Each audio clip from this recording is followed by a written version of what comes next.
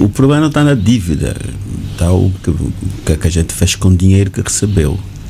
E em relação à China, há muitas coisas que precisam ser bem explicadas. A forma como foi gerida a linha de crédito da China, ou financiamento, assim, podemos dizer, dependeu muito da agenda política na ocasião. Angola participou ativamente nas negociações sobre os termos de referência para as linhas chinesas e nós tínhamos necessidades que as nossas capacidades internas não permitiam satisfazer. Então foi necessário permitir que empresas chinesas entrassem em Angola para poder executar parte daquelas linhas de financiamento. E nem todas as empresas com chineses e com nomes chineses eram de facto empresas de cidadão, empresas chinesas, assim, do ponto de vista da nacionalidade, dos seus acionistas. Muitos angolanos aproveitaram a situação, foram à China, sobretudo a Hong Kong, constituíram um conjunto de empresas lá em Hong Kong, e essas empresas entraram em Angola e participaram da execução da linha de financiamento. Repara, para as centralidades havia ficado acordado que uma parte das obras tinha de ser executadas por empresas angolanas, mas haviam calendários políticos muito apertados, e depois colocou-se a questão: em caso de incumprimento, quem responde por isso? Nós, chineses, ou vocês, os angolanos?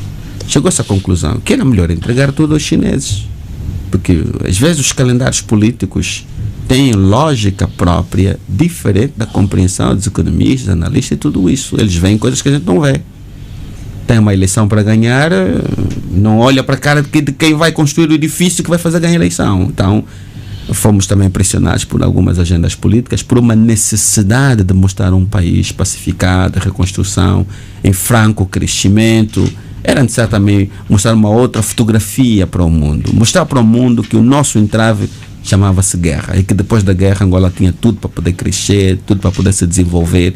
E naquele contexto, o país que de fato estava disposto a ajudar-nos foi efetivamente a China. Todos nós lembramos como foi o fiasco, o fracasso, a frustração da Conferência Internacional de Doadores, que infelizmente coincidiu com o relator da Global Witness, que dava conta que do período 1997 até 2001, os angolanos haviam roubado literalmente 11 mil milhões de dólares do petróleo. E os europeus e os ocidentais disseram: se vocês foram capazes de roubar 11 mil milhões do vosso próprio dinheiro, podem formar um sindicato de ladrões e emprestar ao vosso próprio país os 2,5 mil milhões que vocês precisam. Não faz sentido. Você está a vir aqui, você está a vir aqui vestido de um fato de 15 mil dólares, um relógio de 30 mil, um sapato de 4 mil e está aqui a pedir dinheiro. Não, meus amigos, faça o seguinte: vocês próprios ladrões. Mas olha, o que é que mudou agora nisto? O que é que mudou? Deixa-me só concluir, cara. Sérgio, façam um sindicato dos ladrões angolanos, até emprestem o dinheiro ao vosso próprio país.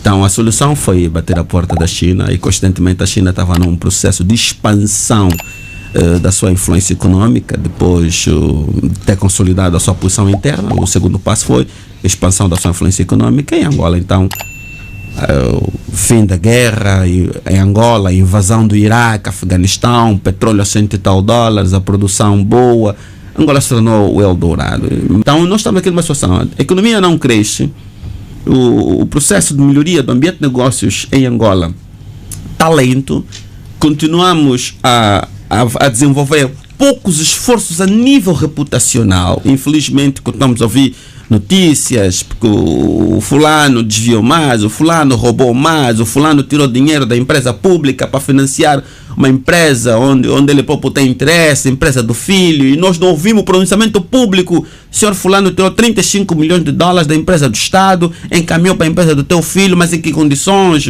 O Estado comprou participações, é só empréstimo. Nós não estamos preocupados com reputação, e tudo isso custa dinheiro.